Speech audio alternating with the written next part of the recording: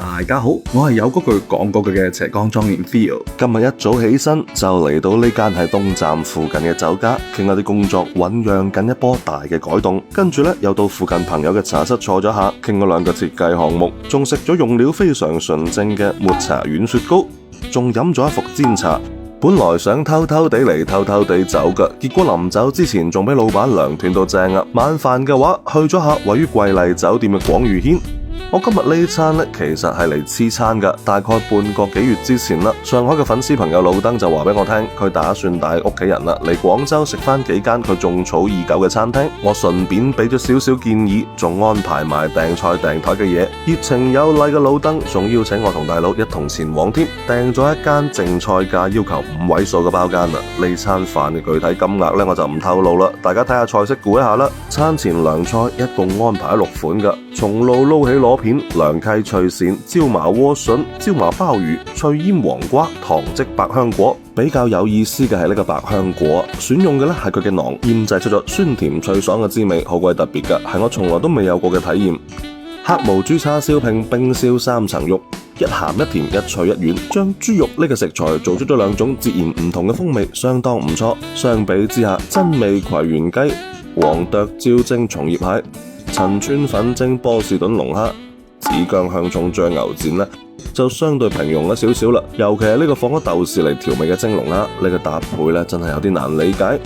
呢餐飯嘅重頭戲嚟啦，就係呢隻釀有花膠嘅燒鵝啊！選用嘅咧係5頭嘅蘇里南花膠公，據說花膠公咧要比花膠乸嘅口感更為爽脆，冇咁黏口噶。雖然話係喺燒鵝入邊瞓咗一段時間啦，但其實真正嘅調味方式咧，都仲係需要靠取出之後再另外烹煮，需要靠呢一煲特別調製過嘅鵝味包汁嚟賦予佢靈魂，做成一道位上菜。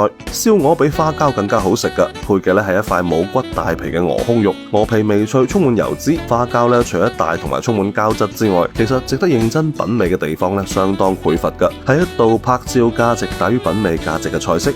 XO 醬花竹蝦，蝦嘅改都幾唔錯噶，中間開腹，取肉咧方便咗好多。電飯煲焗乳鴿。乳鴿選品同調味都幾唔錯，肉非常嫩口，香料味咧唔會過於搶氣，鴿肉獨特嘅禽類風味咧得以保留，而且汁水真係超級足啊！我強烈推薦啦！既然醞釀咗咁耐，咁當然唔係淨係只安排咗呢一餐啦，又嚟到咗我最近呢1年幾以嚟最中意嘅粵菜餐廳啦！見到呢份炒粉絲，我相信老朋友都知道呢度係邊度啦啩？瑤柱京式炒魚翅。用油量依舊克制嘅，雞蛋依舊嫩滑，整體依舊充滿鑊氣，我強烈推薦啦！南非吉品鮑，鮑魚個頭唔大，勝在發嘅呢個環節上咧做得幾唔錯，鮑魚嘅口感幾好嘅，軟硬適中，但更加優秀嘅咧係呢個鮑汁啊！火腿同老雞嘅味道相當順口，同行嘅朋友都忍唔住啊，直接叫一碗白飯連汁都撈埋，天然茯苓雲靈燉花膠。藥材味比想象中要弱嘅，係大眾普遍都可以接受嘅味道。嚟呢度食飯嘅指定動作又點少得5味水魚、馬柚花肉炒蟹、香醬西班牙骨。呢3個咧都係我強烈推薦嘅菜式嚟噶，仲有呢個肉非常厚嘅椒鹽帶皮不可描述啦，又係相當滿足嘅一餐啦。在座各位都相當滿意，而且價格仲比琴晚嘅廣寓軒平咗唔少，但經驗程度絕對不亞於佢啊！再次感謝老登嘅熱情邀請啦，歡迎你下次再嚟廣州啊！自費自願嘅 Theo 飯局即日起咧不定期盛行，歡迎新老朋友入群踴躍參與啊！繼續同我一齊飲飲食食，人生積極，好嗎？